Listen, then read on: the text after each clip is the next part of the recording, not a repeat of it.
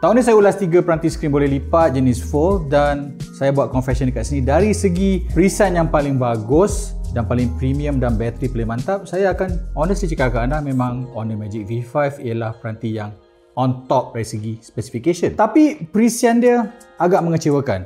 Dan oleh sebab yang sama, saya rasakan walaupun Samsung Galaxy Z Fold 7 ini adalah yang paling okey setakat ini, perisian dia yang paling mantap dengan paling banyak ciri, tapi pada waktu yang sama saya tak boleh nafikan dia punya bateri sangat kecil, tak boleh tahan whole day, dan kamera dia to be fair sebenarnya agak mengecewakan. Jadi saya rasakan tahun ini adalah tahun yang unik pasal for once sebuah peranti yang mid berada di tengah-tengah macam Google Pixel 10 Pro Fold ini. Walaupun di tengah-tengah, sebenarnya dia ada advantage nak bandingkan dengan dua peranti yang tadi. Kenapa saya katakan begini?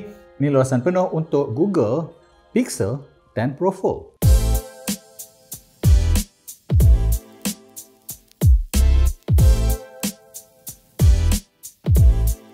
Jadi kenapa saya katakan mid is actually good tahun ini? Pasal rekaan. Rekaan dia macam anda tengok sekarang, dia punya screen kat luar ni paling hampir dengan actual ratio dengan peranti Candy Bar biasa.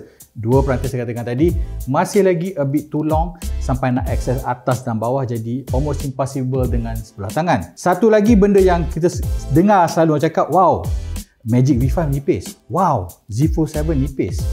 Betul. Dan juga ringan, betul.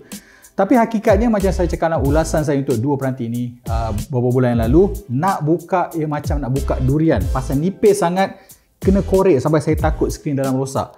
Dengan Pixel 10 Pro Fold ini, memang dia tak nipis dan ianya berat, tapi proses nak buka skrin lipat ini yang diperlukan adalah jauh lebih intuitif dan jauh lebih mudah. Satu lagi, mungkin agak ketara bila kalau boleh zoom nanti, ialah dia punya camera bump yang paling kurang disgusting. Memang besar dekat sini, tapi dari segi ketinggian bila atas meja ianya tak annoying bandingkan dengan Magic V5 yang anda nampak ni. Wow, dah lah besar, lepas tu tinggi. Same goes kepada Z Fold 7 yang dah besar, memanjang menyebabkannya tak stabil tak bandingkan dengan Pixel 10 Pro Fold. Second kelebihan yang saya rasakan paling nyata kat sini ialah Pixel 10 Pro Fold ni gunakan Pure Pixel.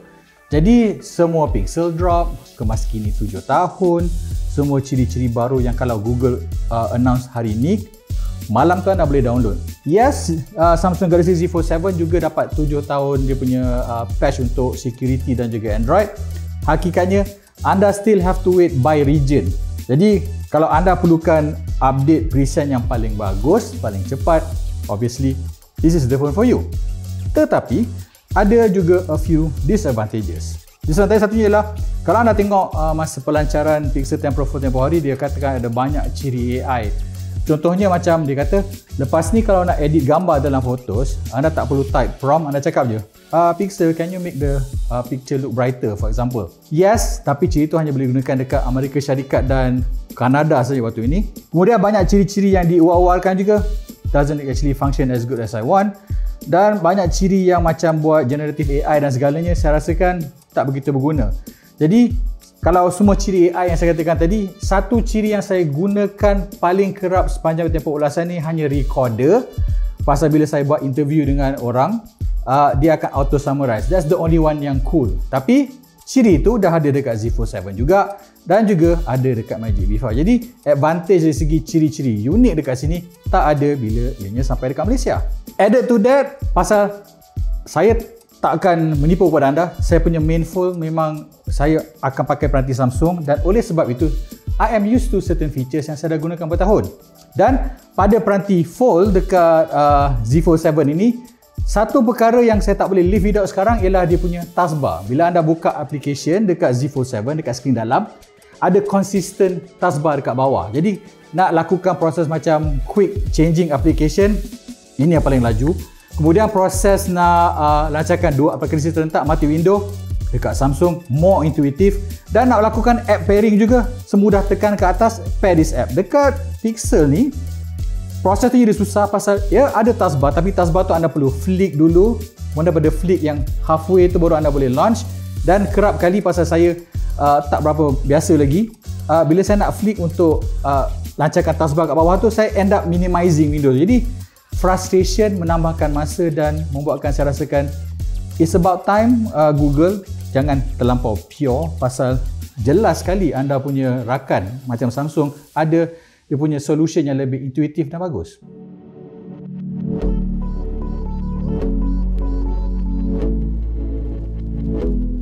Dan benda ketiga yang paling positif saya kasih ialah kamera. Yes, kalau tengok on paper memang kamera paling besar ada dekat Z Fold 7 main cam 200. Kamera paling versatile mungkin dekat Magic V5 pasal ada teleskop 64MP banding hanya buat 10.5 megapiksel je dekat Pixel ni. Tapi kita tahu the magic dekat Pixel ialah dia punya algoritma, dan bila saya bandingkan ketiga-tiga gambar dalam all the situation, saya rasakan Pixel adalah gambar yang paling cantik, konsisten dan boleh terima akal. Anda boleh tengok kat skrin dah sekarang, sama ada gelap ke, sama ada ianya mendung ke ataupun zoom, saya rasakan masih okey dekat Pixel. Saya rasa algoritma dekat Malaysia dah optimize, dan bila ambil gambar, kalau nak pastikan gambar anda nampak yang paling natural as possible, Pixel punya gambar adalah yang terbaik nak banding dengan Fold yang lain. Tadi yang bagus, tapi macam mana pula dengan kekurangan, pasal obviously ada kekurangan, dan kekurangan pertama yang perlu saya nyatakan ialah Google Tensor G5. Google Tensor, yes, peranti ini ditawarkan sebagai peranti mercu, tapi Google Tensor G5 kalau dah tengok skor dekat pelanda aras, ianya lebih mirip sebuah peranti kelas pertengahan. In fact, kalau saya tunjukkan dekat sini anda sekarang, prestasinya bila dah ada peranti dengan pakai Dimensity 9500 dan Apple A19 Pro sekarang, jauh panggang dari api, membuatkan saya rasakan ianya dijual pada harga yang tak sepatutnya, dan isu yang ada year after year sejak guna Tensor berkekalan. Apakah itu? Kata nak main game kejap, dianya lebih panas nak bandingkan dengan peranti dengan Snapdragon 8 Elite ataupun 8 Elite Gen 5 dan juga Dimensity 9500. Kemudian bukan saja main game, kadang-kadang ambil gambar, post processing, peranti pun jadi panas. Jadi bila jadi panas, ada hiccups, dan paling teruk sekali bateri punya prestasi pun akan terjejas. Which bring us kepada bateri, dan bateri 5015 mAh yang disertakan actually quite nice. Kenapa saya kata quite nice? Pasal saya katakan awal tadi, saya tak perlu buka peranti ni all the time. Jadi screen 6.4 dekat luar ni, I don't really use it that often pun nak buka kat dalam. Jadi kalau saya plug off dekat keluarkan pada plug pukul 6 pagi, by 10 o'clock ada around 10 to 15% lagi yang saya rasakan quite okay. Pengecasan 30 watt bukan paling pantas, tapi masa untuk charge from 0 to 100 adalah sekitar 70 minit yang saya rasakan adalah acceptable. Jadi sebagai conclusion, Pixel 10 Pro Fold ini di atas kertas ialah peranti yang dekat tengah-tengah, in the middle. Tapi macam Malcolm dalam siri Malcolm in the Middle, dekat tengah tak semestinya anda tak bagus. In fact, dalam situasi ini, it is probably yang paling munasabah dalam perasaran dekat sekarang, pasal dia combine software yang bagus yang kita boleh nampak dekat Samsung, perkakasan yang best pasal nak buka senang, tak macam dua peranti yang nipis ini, dan juga bateri kat tengah-tengah yang good enough dekat Malaysia. Tapi kekurangan satu yang mungkin saya lupa nak sentuh tadi ialah harga.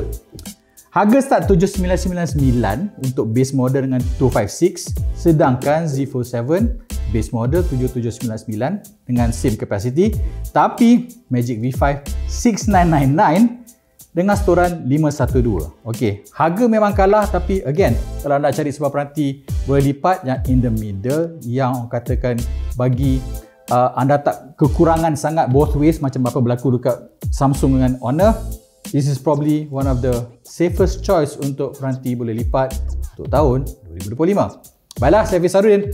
Jumpa pada video seterusnya. Bye-bye.